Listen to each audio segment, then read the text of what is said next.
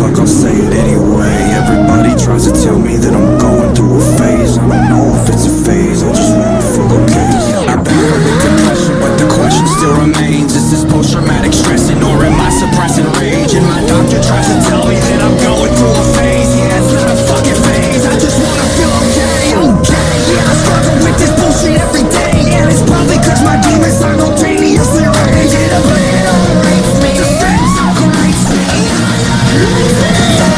About to break down, searching for a way out.